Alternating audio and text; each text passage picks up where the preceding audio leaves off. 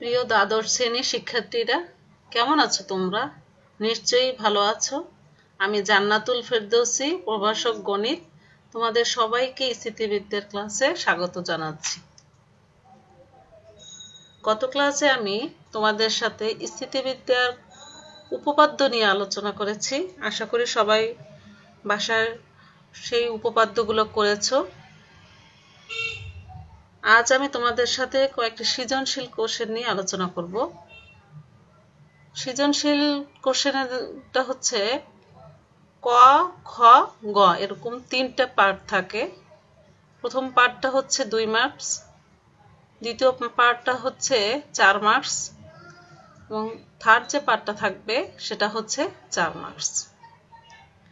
স্থিতিবিদ্যায় তোমরা কিভাবে সৃজনশীল কোশ্চেনগুলো সমাধান করবে সেটা আজকের আমি একটা সৃজনশীল কোশ্চেনের সমাধান করে বুঝিয়ে দিচ্ছি।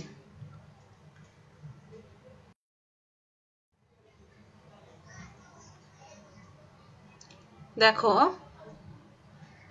পি ও কিউ, আমরা যে সৃজনশীল কোশ্চেনটা আলোচনা করব সেটা দেখো, পি ও কিউ বলদ্বয় ও বিন্দুতে থিটা কোণে ক্রিয়া করছে। দেখো, পি ও কিউ দুইটা বল থাকবে, যে বলটি ও বিন্দু থেকে থিটা কোণে ক্রিয়া করছে, যাদের লব্ধি আর, লব্ধিটা হচ্ছে আর। এখন দেখো, ক হচ্ছে সমবিন্দু বলতে কি বোঝায়, অর্থাৎ সমবিন্দু কি সেটা তোমাদের জানতে হবে। খ হচ্ছে একটি সরলরেখা বল ও লব্ধির ক্রিয়ারেখাগুলোকে যথাক্রমে এল, এম, এন বিন্দুতে ছেদ করলে প্রমাণ করতে হবে যে P divided by O L plus Q divided by O M equal to R divided by O N. এটা হচ্ছে খ নাম্বার। এরপরে দেখো গ নাম্বার, বলদ্বয়ের অবস্থান বিনিময় করা হলে, বলদ্বয় কোন বলদ্বয়? ওই যে দেখো, পি এবং কিউ যে বল আছে, সেই বলদ্বয় যখন অবস্থান বিনিময় করবে, অর্থাৎ বলদ্বয় অবস্থান বিনিময় করা হলে যদি তাদের লব্ধির ক্রিয়ারেখা থেকে ফাই কোণে সরে যায়, তবে প্রমাণ করতে হবে যে tan phi by 2 equal to p minus q divided by p plus q tan theta by 2। এখন দেখো, প্রথম অংশ আছে সমবিন্দু বলতে কি বোঝায়। সমবিন্দুটা কি সেটা আগে লিখতে হবে, সমবিন্দু বলতে আমরা কি বুঝবো। এরপর দেখো, সমবিন্দু যে কথাটা আছে তার সাথে সামঞ্জস্য রেখে খ অংশ, অর্থাৎ সেই খ অংশটা হচ্ছে ক এর সাথে সামঞ্জস্য রেখে। এরপরে দেখো গ, গটা হচ্ছে কি? গটা হচ্ছে বলদ্বয়ের অবস্থান যখন বিনিময় করা হবে, অর্থাৎ তার থেকে একটু ভিন্নতর, সেটা হচ্ছে গ নাম্বার। তাহলে এরকম তিনটে পার্ট থাকবে, সেই তিনটে পার্টের সৃজনশীল কোশ্চেনটা আমরা এখন সমাধান করব। আসো এখন আমরা প্রথম অংশে যাই।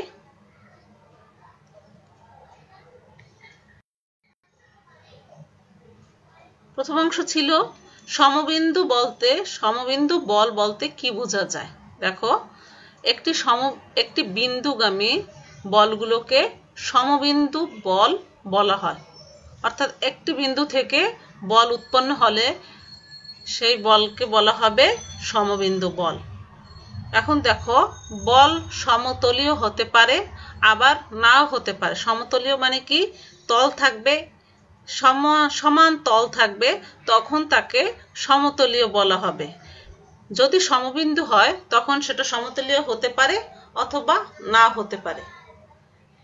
কিরকম ভাবে সমতলীয় হতে পারে দেখো, চিত্র 1-এ দেখো, পি, কিউ এবং আর এস চারটি বল আছে। পি, কিউ, আর এস চারটি বল কোন বিন্দু থেকে উৎপন্ন হচ্ছে? দেখো, ও বিন্দু থেকে যাচ্ছে চারটি বল, পি, কিউ এবং আর। এই বলগুলো হচ্ছে সমতলীয়, যেহেতু তারা একটি বিন্দু থেকে যাচ্ছে, সেজন্য এই বলগুলোকে বলা হবে সমবিন্দু। তাহলে কি চিত্র 1 থেকে আমরা কি পাই? চারটি বল সমতলীয় এবং সমবিন্দু। এরপরে দেখো চিত্র 2, সেই চারটি বল পি, কিউ, আর এবং এস, এই চারটি বল ভিন্ন তলে, দেখো এদের তলগুলো কিন্তু ভিন্ন ভিন্ন তলে, কিন্তু তারা একটি বিন্দু থেকেই যাচ্ছে। দেখো ও বিন্দু থেকে উৎপন্ন হয়েছে, এজন্য তারা কি সমবিন্দু। তাহলে আমরা কি বলতে পারবো যে সমবিন্দু সমতলীয় সমবিন্দু হলেও সেটা সমতলীয় হতে হবে অথবা না হতে পারে। এখন যদি তোমাদের এখান থেকে তোমাদের এমসিকিউ কোশ্চেন আসতে পারে, সমবিন্দু বল কি সমতলীয় অথবা ভিন্ন ভিন্ন তলে অথবা দুইটি যে কোনোটি হতে পারে, তখন তোমরা যেটি অ্যান্সার হবে দুটি হতে পারে সেটি অ্যান্সার করবে। শুধু এখান থেকে তোমাদের এমসিকিউ কোশ্চেন হতে পারে। তাহলে আমরা সমবিন্দু বল বলতে কি বোঝা যায় সেটা জানলাম। এরপরে চলো আমরা খ অংশে যাই।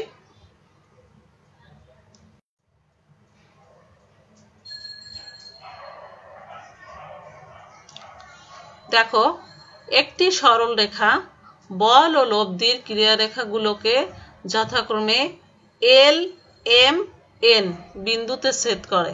দেখো একটি সরল রেখা বল ও লব্ধির ক্রিয়ারেখাগুলোকে যথাক্রমে তিনটি বিন্দু এল, এম, এন বিন্দুতে ছেদ করে। প্রমাণ করতে হবে যে P divided by OL plus Q divided by OM equal to R divided by ওএন।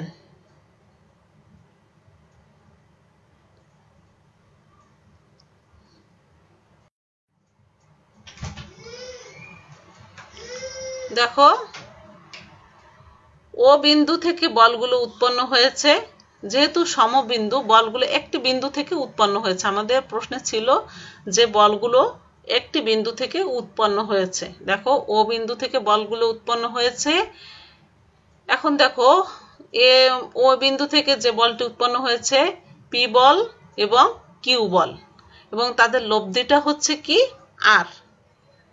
তাহলে পি এবং কিউ বল দুইটি ও বিন্দু থেকে উৎপন্ন হয়েছে, যার লব্ধি হচ্ছে আর। এখন দেখো আমরা কি করলাম, ও বিন্দু থেকে এল এম এর উপর ও এ লম্ব টানে। এল এমটা হচ্ছে তো প্রশ্নে দেওয়া আছে যে বল দ্বয় এল, এম এবং এন বিন্দুতে ছেদ করে। তাহলে এল এম এর উপর আমরা লম্ব টানলাম ও এ।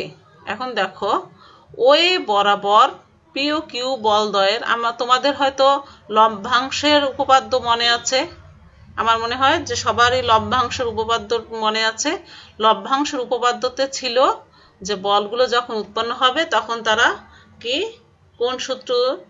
কোন সূত্রে আমরা ফেলবো, তখন ও এ বরাবর। এখন সেই লব্ধাংশের উপপাদ্যটি আমরা এখানে ব্যবহার করব। দেখো ও এ বরাবর পি ও কিউ বলদ্বয়ের লব্ধাংশের বীজগণিতিক যোগফল ওই দিকে তাদের লব্ধির লব্ধাংশের সমান বলে ও এ বরাবর বলগুলোকে বিভাজিত করে পাই।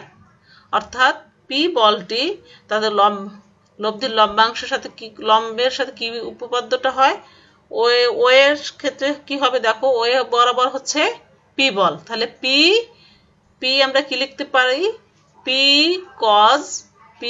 কজ এল ও এ।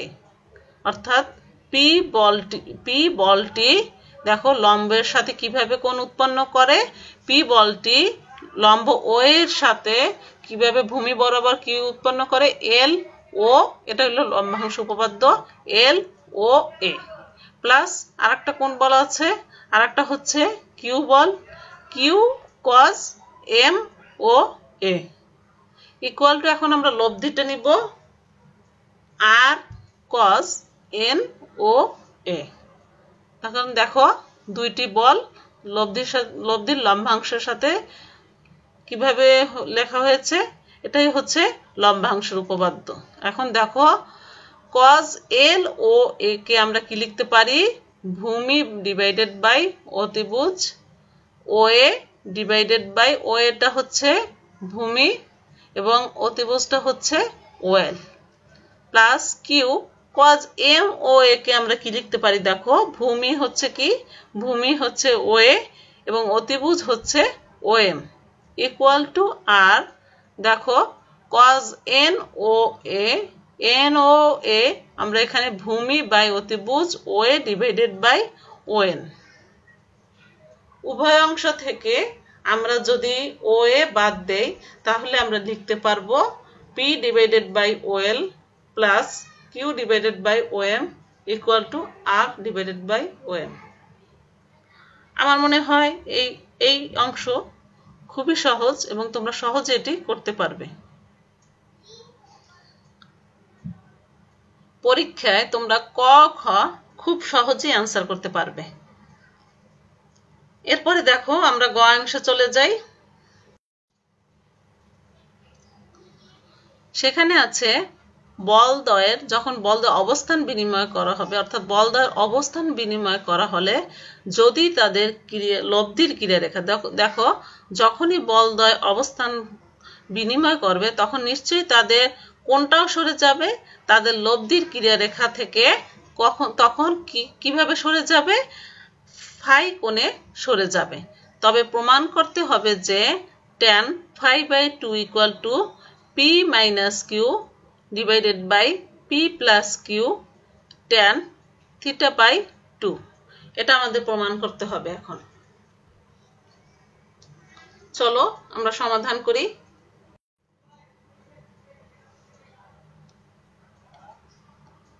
দেখো চিত্রটা দেখো p বল এবং q বল আমি এখানে কি লিখেছি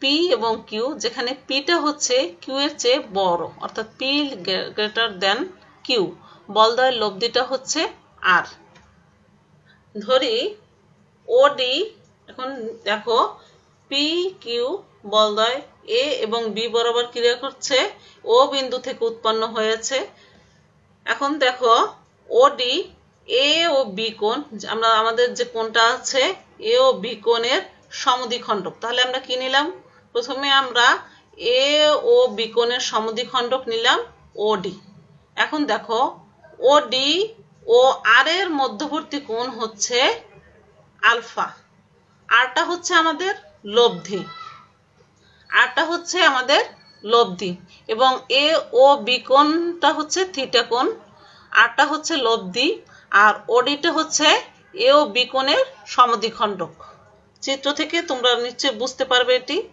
এরপরে দেখো লব্ধি আর এই যে আমাদের যে লব্ধিটা পেয়েছি আর সেটা p এর সাথে কত কোণ করে দেখো যেহেতু a ও b কোণ হচ্ছে থিটা এবং OD এবং r এর মধ্যবর্তী হচ্ছে আলফা সুতরাং লব্ধি আর এখন p এর সাথে কত কোণ করবে সেটা আমরা দেখব লব্ধি rটা p এর সাথে উৎপন্ন করবে দেখো পুরোটুক হচ্ছে থিটা তাহলে এখানে হবে থিটা ডিভাইডেড বাই 2 এবং কি দেখো যেহেতু OD ও r এর মধ্যবর্তী কোণ হচ্ছে আলফা তাহলে আমরা লিখতে পারি r ও p এর সাথে কত কোণ উৎপন্ন করবে theta divided by 2 minus alpha কোণে ক্রিয়ারত হবে এখন দেখো যদি p ও q বলদ্বয় অবস্থান বিনিময় করে অর্থাৎ p এর জায়গায় কি হবে p ও q বলদ্বয় যদি অবস্থান বিনিময় করে তাহলে আমরা কি লিখতে পারবো দেখো ফাইটা কি সেটা তো তোমরা জানো ফাই অবস্থান বিনিময় করলে হবে ফাই ইকুয়ালটা আমরা কি লিখতে পারি সম্পূর্ণ কোণটা হচ্ছে থিটা এবং আর পি এর সাথে কত কোণ করে থিটা মাইনাস আর পি এর সাথে যে কোণটা উৎপন্ন করবে সেটা হচ্ছে কত পুরো কোণটা থেকে আমরা বিয়োগ দেব আর পি এর সাথে যে কোণটা উৎপন্ন করে সেটা তাহলে কি লিখতে পারি theta divided by 2 minus alpha এখন কিউ এর সাথে যে কোণটা উৎপন্ন করে সেটাও হচ্ছে theta divided by 2 minus alpha তো সম্পূর্ণটা থেকে পি এর সাথে এবং কিউ এর সাথে যে কোণটা উৎপন্ন করেছে সেটা বিয়োগ করে দিলাম তাহলে আমরা কি লিখতে পারি সেখান থেকে 2 আলফা দেখো আলফার মানটা পেয়ে গেছি আমরা তাহলে আমরা লিখতে পারি alpha equal to 5 divided by 2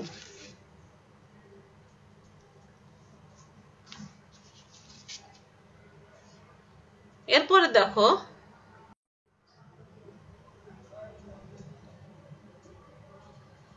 দেখো এখন প্রথম অংশের জন্য দেখো ওডি বরাবর, যেহেতু আমরা ওডিটা হচ্ছে সমদ্বিখণ্ডক এ ও বি কোণের, তখন এখন দেখো ওডি বরাবর লভ্যাংশ উপপাদ্য নিয়ে পাই।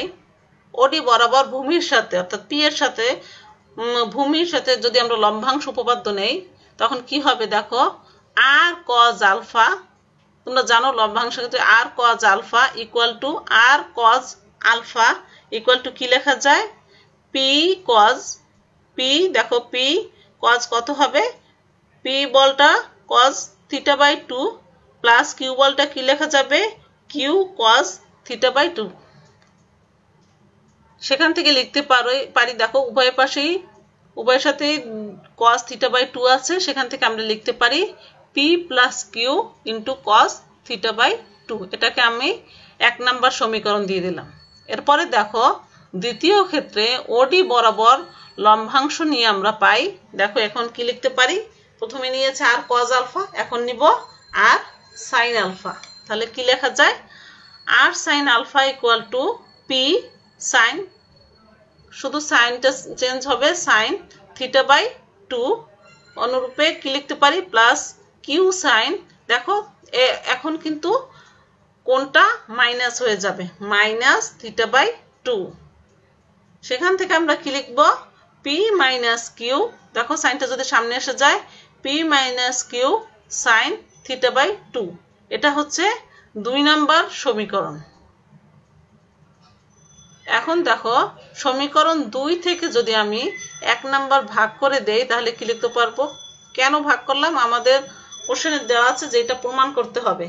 এখন দেখো R sine alpha divided by R cos alpha, এখান থেকে আমরা লিখতে পারি tan আলফা ইকুয়াল টু দেখো P minus Q divided by P plus Q equal to tan theta by 2। আমরা জানি কি আলফা ইকুয়াল টু কি জানি, ফাই ডিভাইডেড বাই 2, তাহলে কি লেখা যায়, tan phi by 2 equal to P minus Q divided by P plus Q tan theta by 2। দেখো এটাই হচ্ছে আমাদের গ অংশটা প্রমাণিত হয়েছে। আমার মনে হয় এতটুকু তোমরা বুঝতে পেরেছো।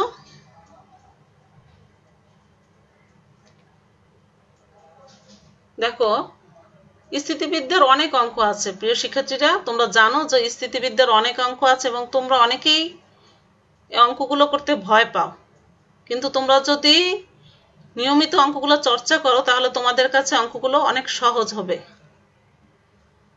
পরীক্ষার সময় তোমরা স্থিতিবিদ্যা প্রশ্ন সমাধানের জন্য একটু সময় সচেতন হবে। যদি তোমরা সময় সচেতন না হও, দেখো যদি কোনো একটা ধরো একটা কোশ্চেনের সমস্যার সমাধান করতে গেলেও তোমরা কিন্তু বেশি সময় পাবে না, সেজন্য তোমাদের কি করতে হবে, কোনো একটি সমস্যা নিয়ে অধিক সময় ক্ষেপণ করা যাবে না, এটা তোমাদের মনে রাখতে হবে।